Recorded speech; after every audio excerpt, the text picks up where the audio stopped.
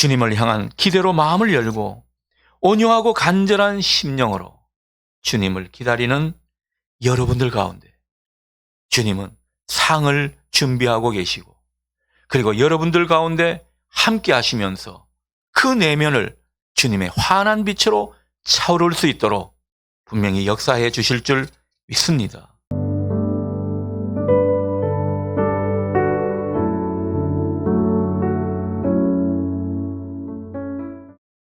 오늘도 영광의 주님으로 오시는 우리 예수 그리스도의 평화와 기쁨, 사랑이 여러분 가운데 함께하기를 소원합니다.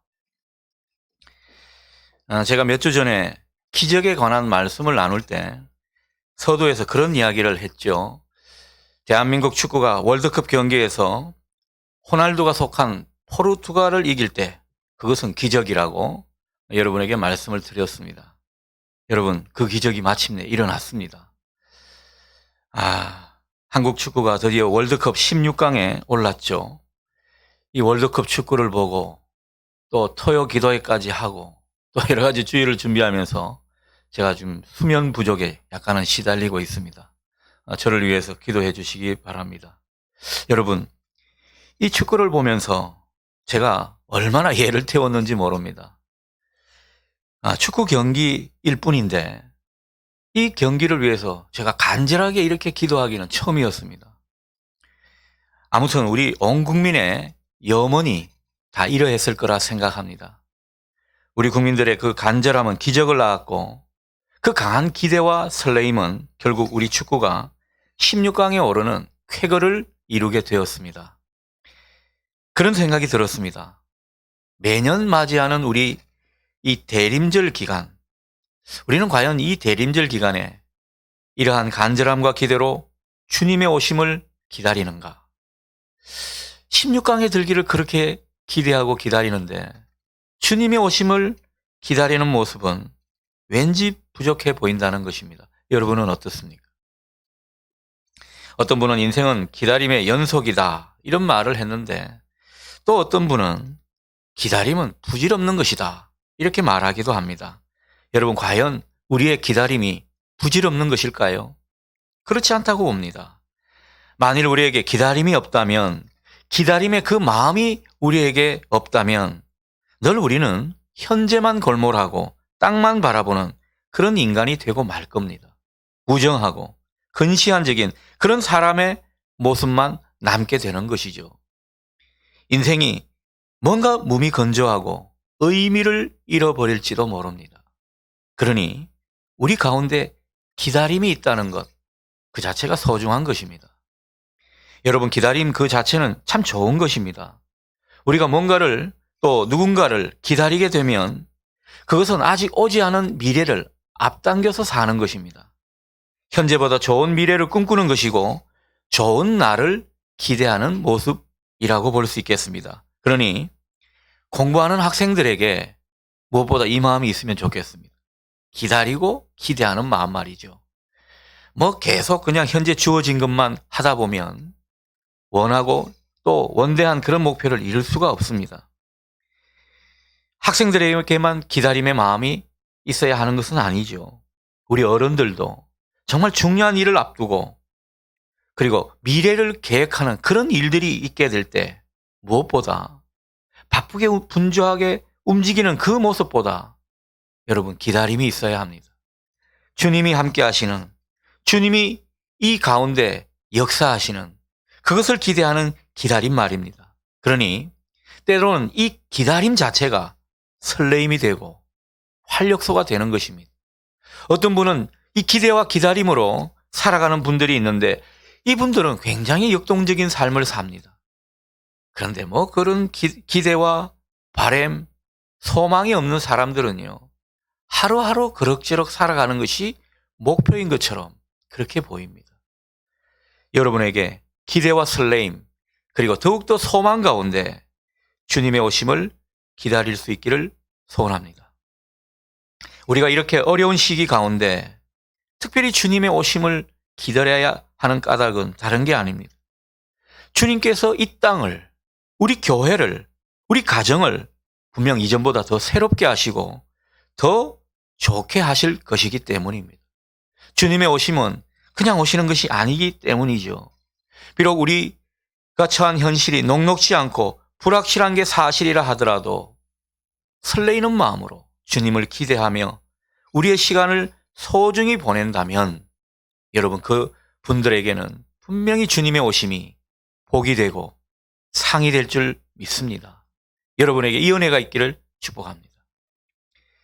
자, 그런데 우리가 오시는 주님을 기대하고 기다리는 것도 그냥 일방적이 되어서는 안 됩니다. 주님의 약속이 필요한 것입니다. 주님의 약속이 있어야 합니다. 아무리 주님을 기다려도 주님이 오신다는 약속이나 그 정갈이 없다면 그 기다림은 아무런 소용이 없는 것입니다. 무작정 혼자 기다리는 일이 되고 말 것입니다.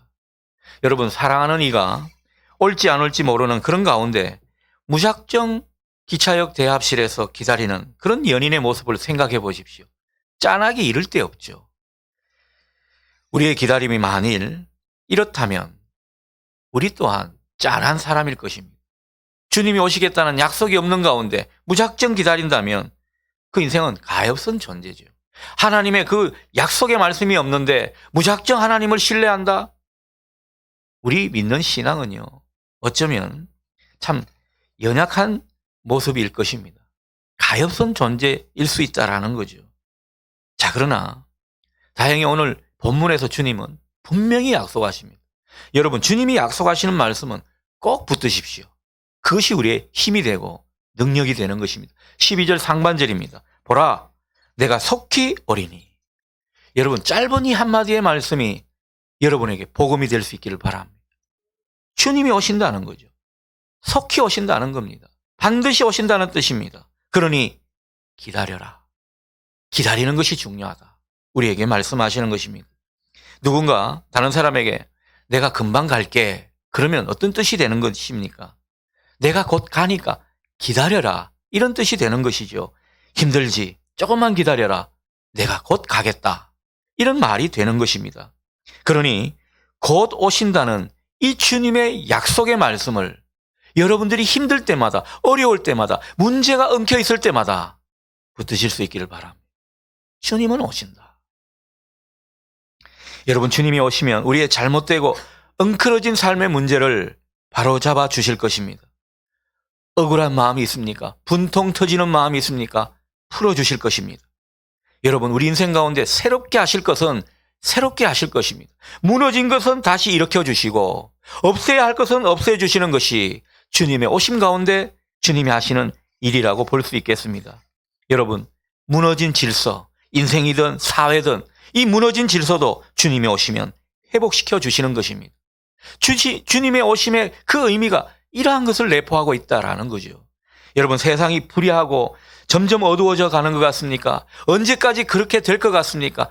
아닙니다.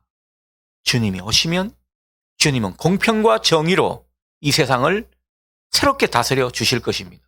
여러분, 우리 역사가요, 세계 역사를 보시면은 정말 암흑과도 같은 시기, 불의하고 죄악으로 얼룩진 시기, 그 가운데 주님이 오셔서 바로잡아 주니까 역사는 진보했던 것입니다. 계속해서 발전했던 것이죠. 여러분, 이 역사의 발전 법칙을 주님이 개입하셔서 바로잡아 주시고 다스려 주시는 가운데 이루어진 일임을 보실 수 있기를 바랍니다. 여러분, 우리 짧은 인생의 역사도 마찬가지입니다. 주님이 계속 중간중간에 오셔서 개입하시고 우리 인생을 바로잡아 주시니까 우리가 정말 주님 앞에 선한 사람이 되고 우리 인생이 펴지고 그렇게 문제로 얼룩졌던 우리의 삶이 해결되는, 뭔가 정리가 되고 정돈되는 이런 모습을 보게 되는 것입니다. 그러니 여러분, 주님의 오심이 얼마나 의미 있는 것입니다. 참 감사하게도 주님이 오실 때 주님이 약속하신 게 또 있습니다. 내가 너희들에게 임할 때 주님은 뭐를 주신다고요? 상이 있다. 상을 주신다고 말씀하고 있습니다. 12절 하반절입니다. 내가 줄 상이 내게 있어 각 사람에게 행한 대로 갚아주리라. 여러분, 우리 주님은요, 그분을 의지하고 믿는 자에게 상 주시는 이심을 믿으시기 바랍니다.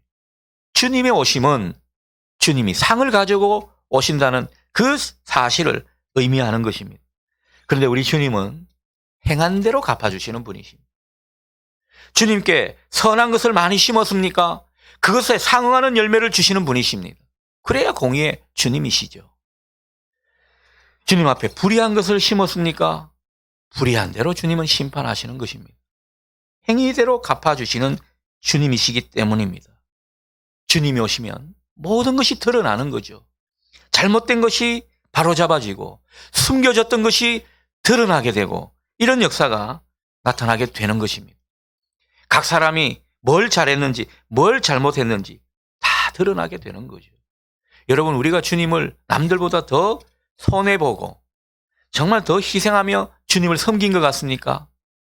그것이 손해와 희생으로 끝나지 않을 것입니다. 주님은 공평하신 주님이고 주님은 공의로운 주님이십니다. 행한 대로 갚아주시는 분이십니다. 그런 분들에게 상을 주시러 오시는 주님을 여러분 보실 수 있기를 바랍니다. 그래서 말라기서는 이러한 주님의 모습을 공의로운 해가 떠오르는 그 모습에 비유한 것입니다. 여러분, 우리 인생 가운데 주님이 오셔서 공의로운 해가 떠오르는 그 모습으로 모든 사람에게 그 행한 대로 갚아주시고 주님의 영광을 비추어 주시는 이런 모습을 여러분 생각하시고 또 깊이 묵상하시면 좋겠습니다. 여러분, 이 주님이 상 주시는 주님이시고 행위대로 갚아주시는 그 주님을 깊이 묵상하면요, 얼마나 은혜가 되는지 모릅니다. 때로는 우리가 속상할 때가 많지 않습니까? 억울하고 분통 터지고 답답하고 신앙하는 게 재미가 없는 그런 어떤 막힌 담에 우리가 놓여 있을 그런 때가 있습니다. 그런 때 오시는 주님을 생각해 보라는 거죠. 그 주님은 반드시 우리에게 상을 주시고 뚫린 혀를 뚫어주시는 놀라운 역사로 함께해 주실 줄 믿습니다. 그래야 우리 신앙이 역동적이지 않겠습니까? 자, 그런데 오늘 본문은 우리가 주님을 기다리는 것도 중요하지만은 오시는 주님을 맞을 준비가 되어 있는가, 이러한 점도 우리에게 말씀하고 있습니다. 여러분에게 묻겠습니다. 여러분은 이 대림절 기간을 맞이하여서 주님의 오심을 준비하고 계십니까? 대부분이 자신이 없습니다. 정말 우리가 주님의 오심을 준비하고 있는가? 저에게도 물어봤습니다. 저도 역시 자신이 없더군요. 여러분, 주님이 오심을 기쁘게 맞이할 준비를 하는 저와 여러분 되실 수 있기를 바랍니다. 여러분, 기대하고 기다리는 것도 중요하지만 맞이할 준비를 하는 것, 못지않게 중요한 일이 될 것입니다. 자, 그렇다면 성경은 누가 맞이할 준비가 되는 그런 사람이라고 말씀하고 있는가? 일단 성경은 이렇게 주님을 기대하고 주님을 맞을 준비가 된 사람을 복 있는 사람이다 말씀하시는 것을 보게 됩니다. 14절을 보십시오.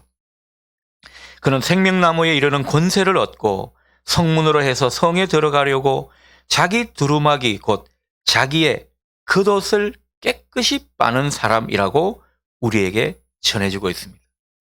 자기의 두루마기, 자기의 겉옷을 깨끗이 빠는 사람이 복 있는 사람이다. 여러분, 이런 의미에서 복 있는 사람 되실 수 있기를 바랍니다. 자기의 겉옷을 깨끗이 빠는 여러분이 되시면 좋겠다라는 거죠. 계시록 7장 14절 말씀은 환난을 당하면서도 어린 양의 피에 자기의 겉옷을 빨아 희게 한 사람, 그런 사람에 대해 분명히 말씀해 주고 있습니다. 자, 그렇다면 자기의 겉옷을 빤다는 것 무슨 의미입니까? 어린 양 예수의 피로 정결케 되는 모습입니다. 그러니 이 대림절 기간 주님을 맞을 준비가 되어 있는 모습 중에 하나는 어떤 것입니까? 자기의 삶을, 내면을 성결하게 하는 것입니다. 세상에 속한, 세상에 뿌리를 둔 사람처럼 살았던 그 모습을 하나님 나라에 뿌리를 내리고 다시 한번 세상과 구별된 모습으로 준비를 하는 것, 이게 바로 예수의 피로 정결케 되는 모습 아니겠습니까? 또 한편 정말 우리가 그 보혈의 피에 내 겉옷을 빤 사람이라고 한다면요, 그것은 다른 의미로 생각해 보면 내 안에 예수님의 그 보혈의 피가 도는 인생을 의미하는 것입니다. 과연 우리는 정말 예수의 피가 내 안에 도는 그런 사람으로 살고 있는가? 그것을 우리에게 말씀하고 있는 것입니다. 예수의 피가 정상적으로 막 도는 그런 인생이 성결한 인생이고 또한 정결케 되는 모습일 것입니다. 여러분, 예수의 피가 도는 사람은요, 열매가 있습니다. 선한 행실을 보이게 되더라라는 거죠. 주님의 길을 제대로 가는 그런 염원이 생기는 사람입니다. 우리가 설사 주님의 길을 어그러진 모습으로 간다 할지라도 다시 한번 주님의 길을 제대로 가겠다. 그리고 정말 주님이 원하시는 선한 행실로 살아가겠다. 이렇게 작정하는 사람이 자기 겉옷을 빠는 사람인 것입니다. 구별된 사람의 모습이라는 거죠. 주님을 맞이하는 사람의 모습은 이래야 된다는 것입니다. 그래서 우리 기독교는요, 전통적으로 대림절 기간에 무엇을 강조했겠습니까? 참회 시간을 갖는 것을 중요하게 생각했습니다. 그러니 여러분, 바쁘고 분주한 모든 삶에서 좀 구별된 시간을 가져보십시오. 그리고 한 해를 되돌아보면서 내 인생을 멈추어 서서 생각해 보십시오.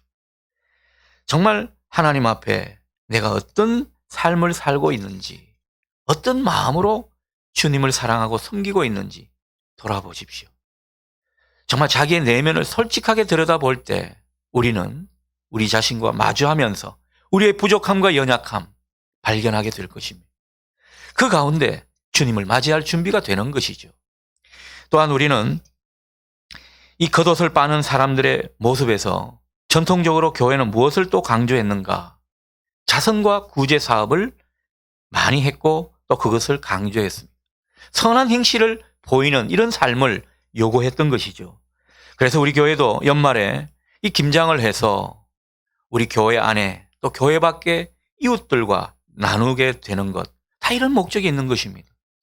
지난해부터 성탄절 헌금의 상당 금액을 구제 헌금으로 우리가 사용하게 되는 것도 다 우리 교회가 두루마기를 겉옷을 빠는 복 있는 자들로 살아가기 위한 그 목적이 있음을 여러분 보실 수 있기를 바랍니다. 그래서 예전에는 많이 보였지만은 요즘은 그런 소리가 잘 안 들리죠. 딸랑딸랑. 여러분, 구세군의 그 자선 냄비가 왜 있는 것입니까? 바로 겉옷을 빨고자 하는 그런 일환으로 이렇게 성탄절 기간에 그 소리가 울려 퍼진 것입니다. 여러분, 올해도 우리가 이러한 모습을 잃지 않으면 좋겠습니다. 주님을 맞이할 준비하는 그 모습을 더욱더 분명히 가지시는 저와 여러분 되시면 좋겠습니다. 자, 주님은 마지막 16절에서 당신 스스로를 이렇게 표현하고 있습니다. 다윗의 뿌리요 자손이고 광명한 새벽별이다. 자, 이렇게 스스로를 소개하십니다. 다윗의 자손이라는 거죠. 다윗의 뿌리요 자손이라는 것은 성경에서 계속 예언했던 바로 그 메시아라는 소리입니다. 그 메시아가 바로 주님이시라는 것이고 그 주님은 광명한 새벽별이다 말씀하고 있습니다. 성경에서 그려주는 예수님의 오심을 맞이하는 그 시대 상황에 대해서 성경은 이렇게 은유하고 있습니다. 흑암이 드리워졌다. 여러분, 흑암이 드리워진 세상 가운데 우리는 살아가고 있고 점점 어둠이 짙어질수록 빛이 그립고 빛을 사모하게 돼 있는데 마침내 주님은 빛으로 오시는데 광명한 새벽별로 오신다는 것입니다. 여러분, 새벽별의 이미지가 느껴지십니까? 이 칠흑같이 어두운 밤을 서서히 밝히는 그것이 바로 새벽별이 아니겠습니까? 광명한 새벽별로 오시는 주님은 우리 인생을 밝히시는 주님입니다. 우리 사회를 밝히시는 주님입니다. 그분이 우리 내면을 환하게 비추어 주실 것입니다. 자, 그래서 주님이 오실 때는 먼저 이렇게 16절 이후에 표현하죠. 지금까지는 주님께서 교회들을 위하여 사자를 보내서 정은하게 하셨다는 말씀을 하고 있습니다. 자, 그렇다면 주님이 오실 때는 어떻습니까? 그 전한 말씀, 그 약속으로 전해진 모든 일들이 마침내 드러나고 이루어지고 밝히 알려지게 된다는 것이죠. 여러분, 우리가 말씀을 사모하고 그 말씀을 약속의 말씀으로 붙들고 살았습니다. 그런데 그 약속의 말씀이 성취되는 때가 있다라는 거죠. 주의 사자들을 통해서 전하신 모든 말씀이 결실을 맺을 때가 있다라는 거죠. 그러니 주님의 오심이 얼마나 우리에게 복입니까? 얼마나 중요한 것입니까? 말씀이 성취되는 때라고 성경은 우리에게 똑똑히 전해주고 있습니다. 여러분, 우리가 말씀을 붙들고 그 말씀이 우리 삶 속에서, 우리 내면 가운데서 성취되고 이루어지는 것을 경험할 때 우리 신앙은 도약하게 되어 있습니다. 우리 믿음은 더욱더 한 단계 도약할 뿐만 아니라 우리 내면이 얼마나 성숙해지는지 모릅니다. 믿음도 굳건해지고 내면의 성숙으로 아름다운 존재가 돼 가는 거죠. 그러니 약속의 말씀을 붙드는 것도 중요하고 그 약속의 말씀이 성취되는 지점을 경험하는 것도 신앙생활에 무엇보다 중요한 일인 것입니다. 여러분의 이 두 가지가 다 이루어질 수 있기를 소원합니다. 그것이 신앙생활하는 하나의 동력이 되는 것이죠. 뭐 맨날 첫날 예수 믿어도 약속하신 말씀이 이루어지는 것을 못 본다면, 경험하지 못한다면 우리의 신앙은요, 위선적이 될 수밖에 없을 것입니다. 믿는 것 같지만 믿는 것이 아닌 그런 사람이 되고 말 것입니다.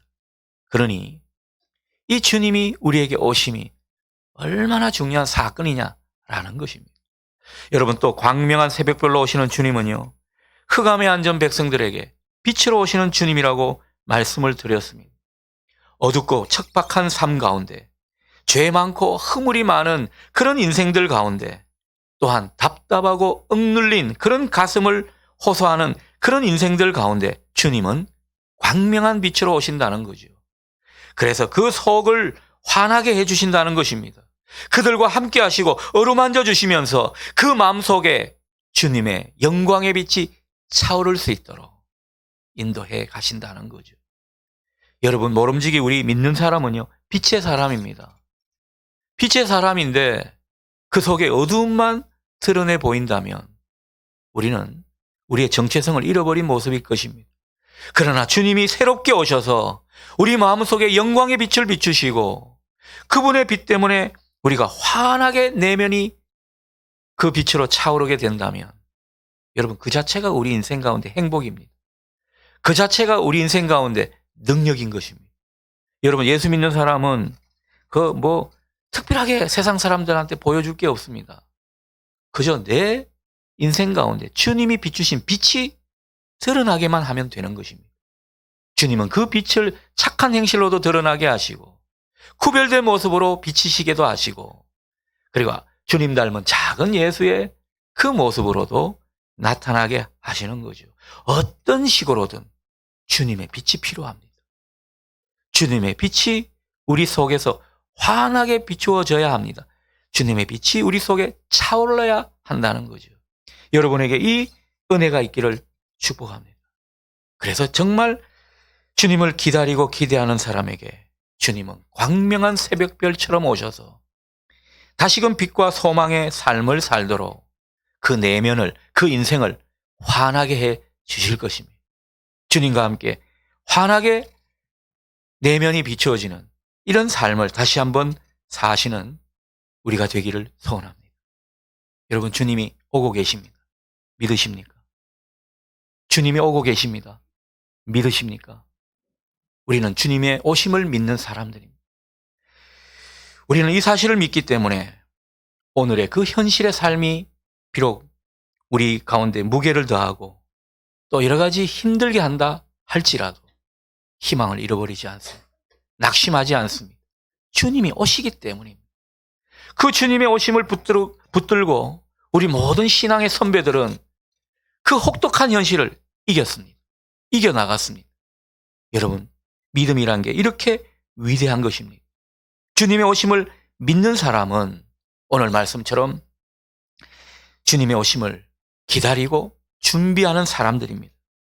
그런데 문제는요, 주님의 오심을 믿고 기다리면 우리가 분명 희망을 가지고 소망 가운데 살 수가 있는데, 문제는 이 시대에 어둠이 더해져서 그런 것인지 아니면 자기 주도적인 삶을 살아서 그만 그 빛이신 주님을 잃어버렸는지 사람들이 주님의 오심을 기대하고 소원하고 준비하지 않더라는 것입니다.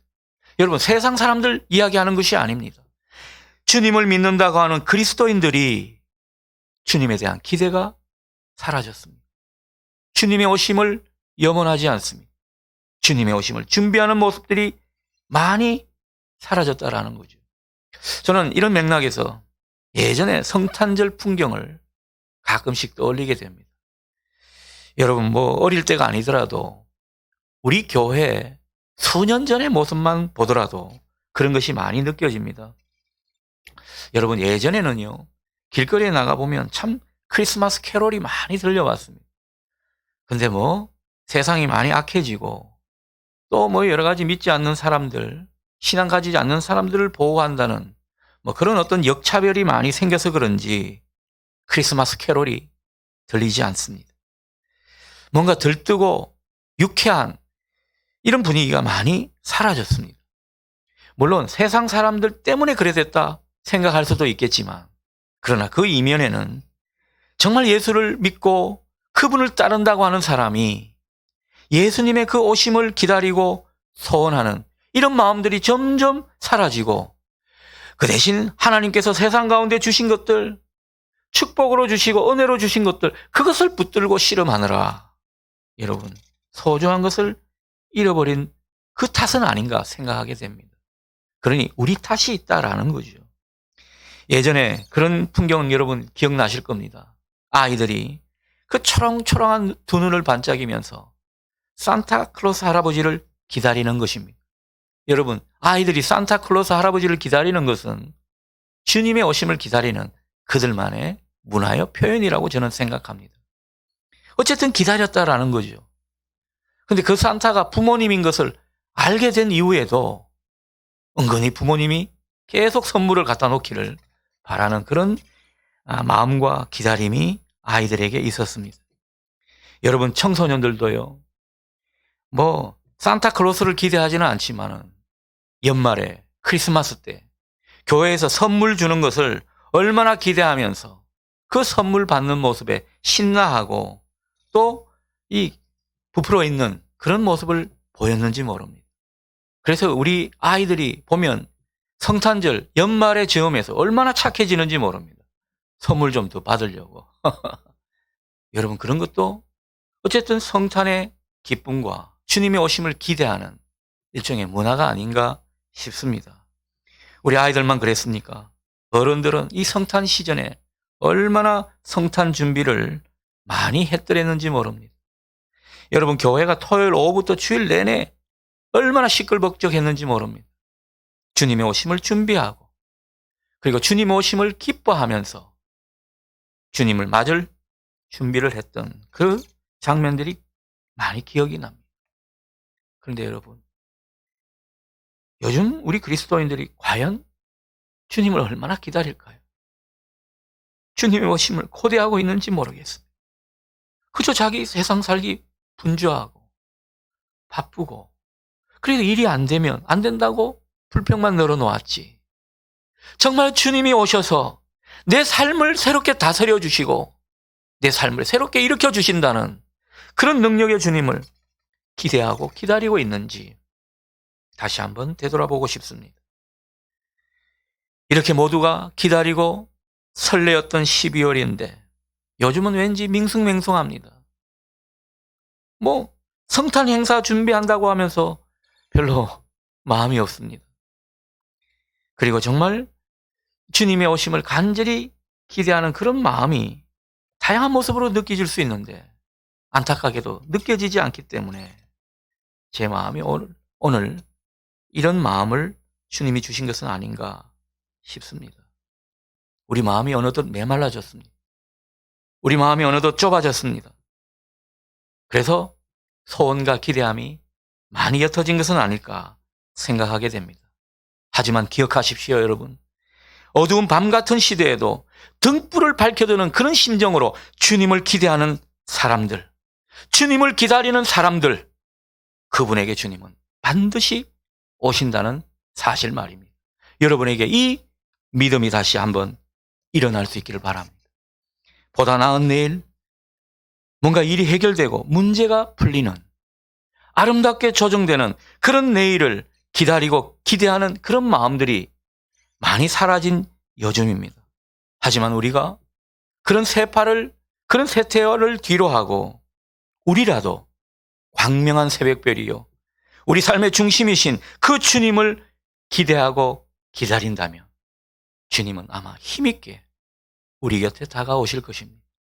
저는 이 광경을 다시 한번 여러분들과 함께 그리고 싶습니다. 주님을 맞이하고 기다리고 고대하는 그런 사람들의 무리가 우리 교회가 될 수 있기를 바랍니다.